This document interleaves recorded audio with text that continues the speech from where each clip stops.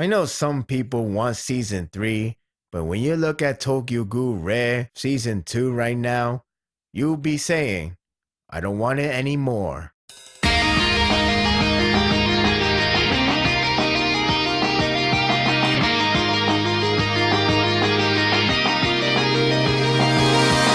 It's time for some family drama with the old family. After Shin hearing the shocking revelation, or more like a strong possibility, of Ohan not being the son of Osen, how could he carry on to the next day?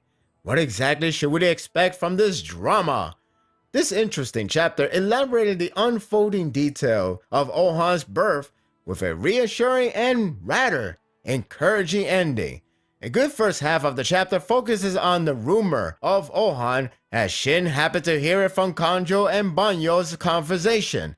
It's not as dramatic as novella or any drama series that goes overboard with the complexity. Instead, it's straightforward, yet intriguing that does make a valid point for Osen to be disconnected with Ohan. It does have me wondering about the true origin, which is a good thing.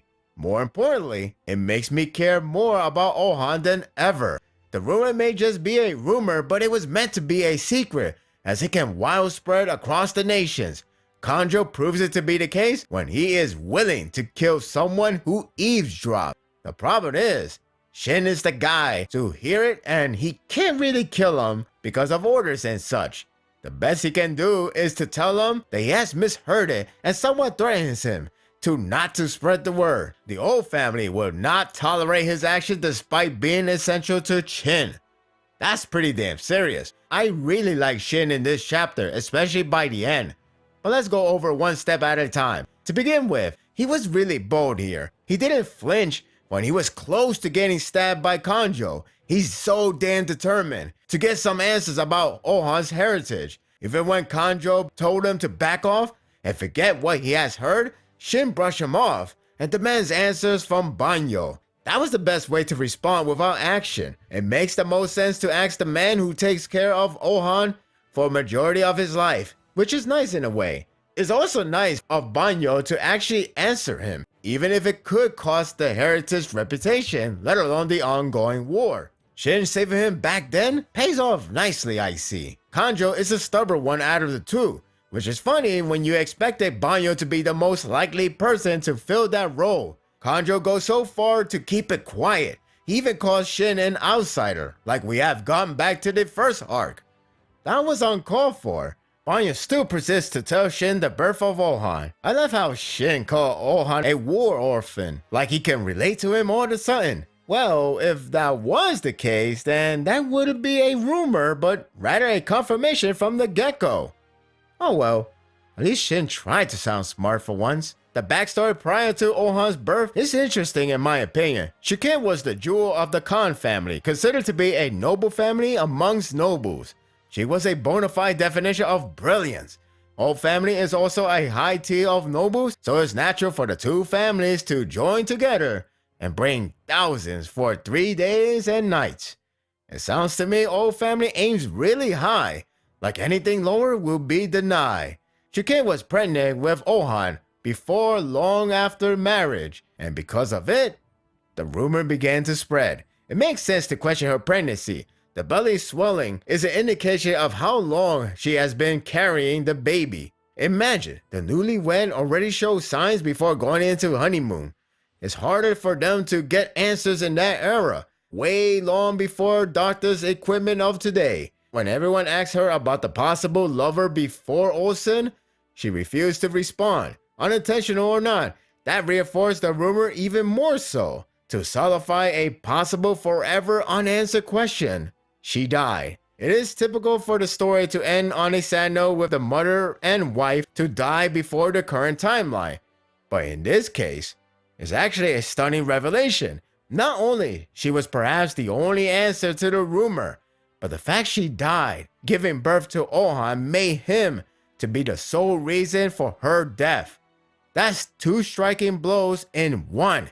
It sounds to me Osen truly did love her, but with Ohan possibly not his biological son, there's no happiness from his birth. If Osen does hate him, I can clearly see why. This is compelling in my opinion. It hits just about the right note of family drama. I'm looking forward to the conclusion if there is one. The scene with the HQ is alarming yet increased the tension for the following day. It's laughably sad that Ten, Kyokai, and En are sleeping on the floorboard. It's funny to see, but it's sad to realize how bad the night has been for them. To add more salt to the wound, the bad news arrive. It turns out the right wing resources have reached its end. Okay, who is the Heki of the right wing? Joking aside, it wasn't burnt up or anything. It was naturally wasted in due time.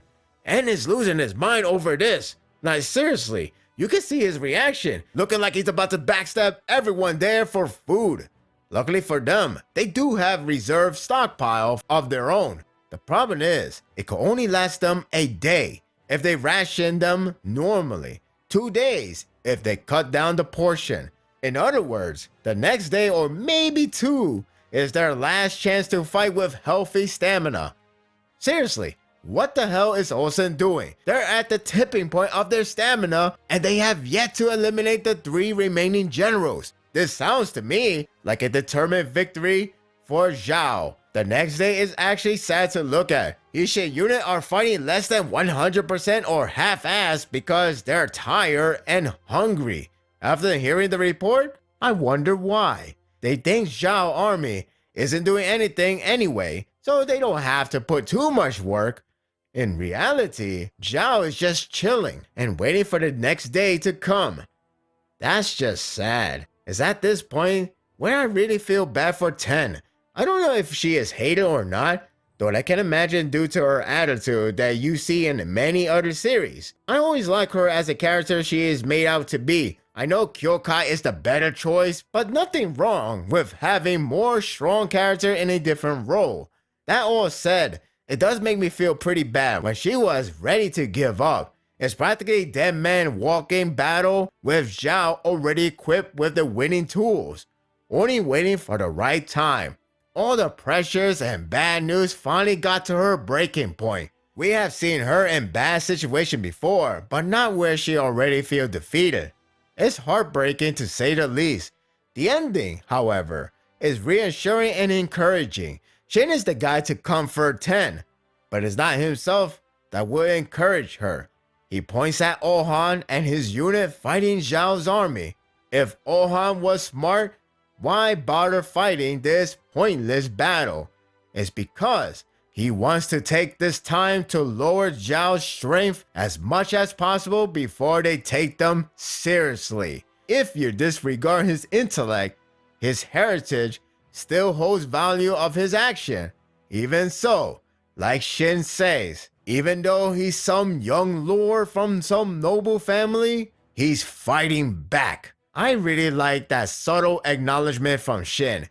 This was a really nice way to break the moody atmosphere and end it positively. It's not just Shin low-key compliments Ohan, it's how he views him differently, more or less, knowing how he has to deal with his family, or to be exact, Olsen. It's like he has gained more respect for him. It's a nice encouraging approach for Ten.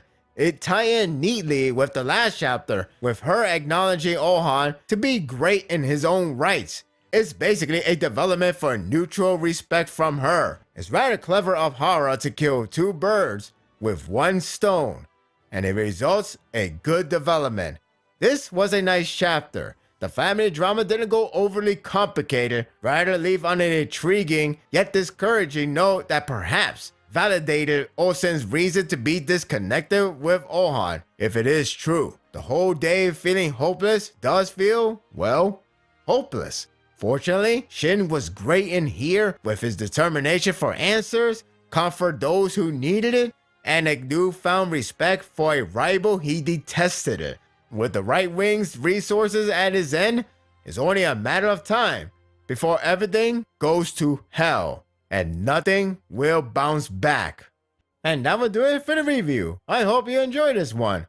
It's a good thing they didn't go crazy with the drama, but it does make me wonder what's the end game between Olsen and Ohan. I don't think it will happen here. For now, I'm hoping for a really good development with intense action in the upcoming chapter or so. What do you think of this chapter? Do you believe Ohan is not the child of Olsen? Share your thoughts in the comment section. If you like this and want more of this, subscribe to my channel and my world will be yours to stay.